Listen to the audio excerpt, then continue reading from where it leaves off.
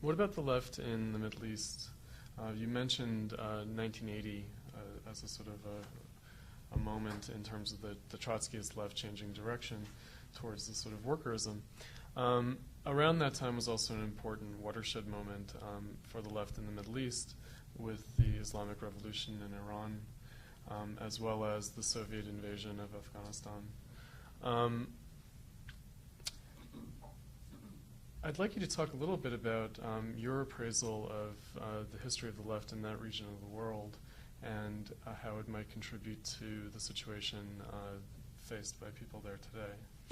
Well, you had, in the Middle East, you have to understand that this was a region for most of the 2 centuries prior to the First World War, let's put it like that, this region was part of the Ottoman Empire. And the Ottoman Empire was one of the most non-interfering empires in the world. As long as the region sent the cash regularly to the Sultan's treasury in Istanbul, that was fine. They didn't interfere too much. When the cash stopped, they would send the odd person to find out what was going on, and if necessary, send a military expedition to kick out the governors in charge and appoint new ones. But as long as the cash kept flowing, there was not a problem for them. So it was quite relaxed, especially in that part of the world. So that, what we call today the Middle East, was essentially a world of cities. Cairo, Damascus, Jerusalem, Amman, today the capital of Jordan. These were the big cities that existed in that region, and that region was a unified region. You could be born in Amman and go to school there, go to university in Cairo, and then be employed in Jerusalem or Damascus. Very common for the people of that region to travel freely from one part to the other. With the defeat of the Ottomans in the First World War, this region, the provinces in the Middle East, were divided by the French and the British. The British took the lion's share. The French had suzerainty in Syria and cut off a slither of coastal Syria and called it Lebanon. And the British created Iraq. Very famous remark by a British imperial official, a woman, who, when asked, how are you going to decide on what is Iraq, and she said, how did you decide the borders of Iraq? She said, we drew lines in the sand. That's how casual it was. And of course, what was considered part of Iraq, or in the old days, Kuwait was very much a part of the southern province during the Ottoman Empire. You know, it was the port town. So you had this, you had a division, if you like, of that region and the creation of small states. In the Arab Peninsula, even prior to the First World War, the British had made an entry and worked with a particular family, which is now the ruling family of Saudi Arabia, the Saud family, and helped it against its tribal rivals, most of whom were more enlightened than this particular family. So you saw the entry of different empires into the region and the division. This created two things.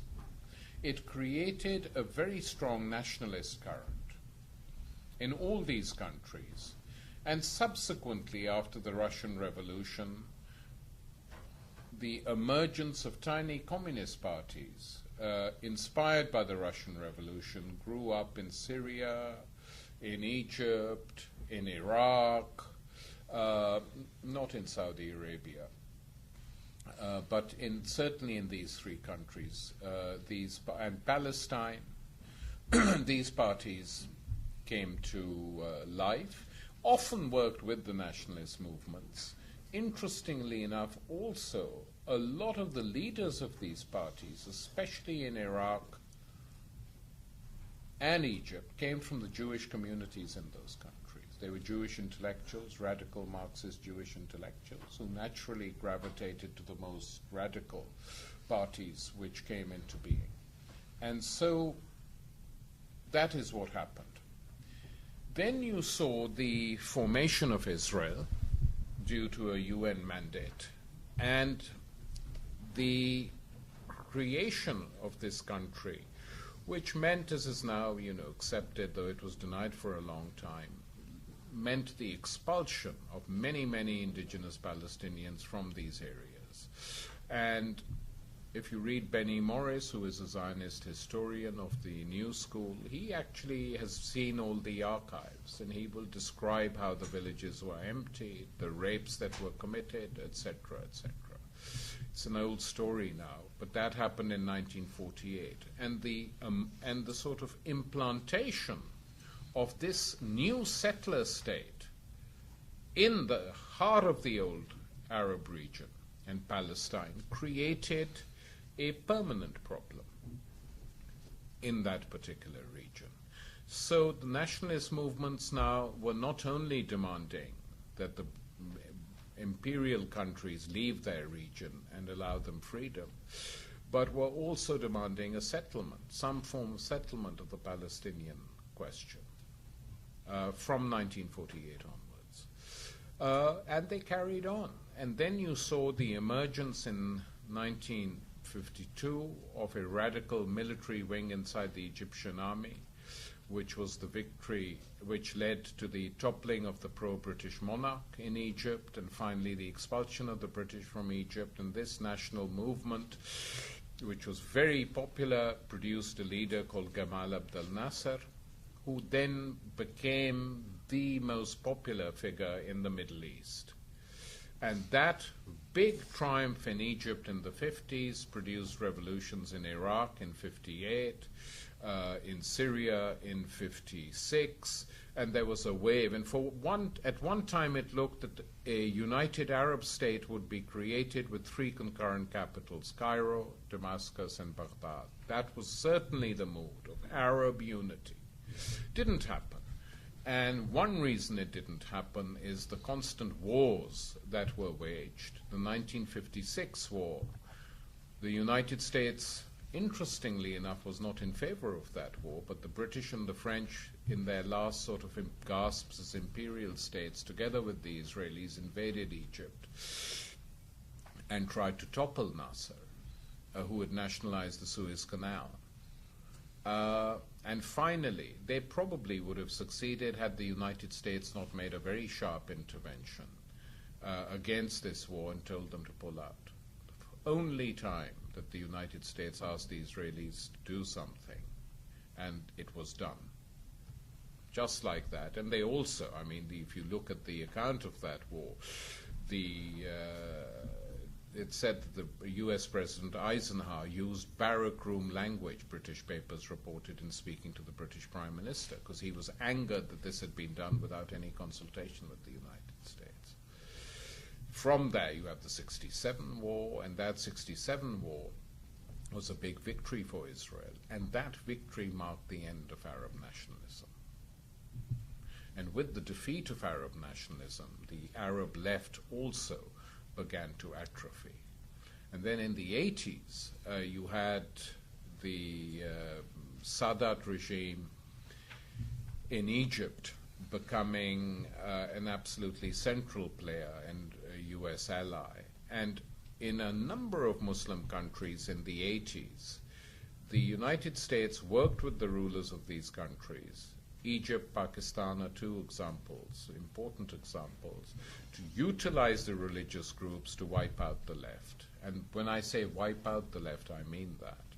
They were armed, the religious groups, sent into the universities in Egypt and in Pakistan, wipe out all traces of socialism, of radicalism, big fights they waged against these people are atheists, unbelievers, have no place in our society, etc., etc. That created many of the problems that we are left with today. So you had a big vacuum in the Middle East throughout the 80s and the 90s. And this vacuum was increasingly filled by religious organizations, some of which, or many of which, had collaborated with the West before. But after the collapse of communism, which turned independent and now turned on the United States for a variety of reasons. The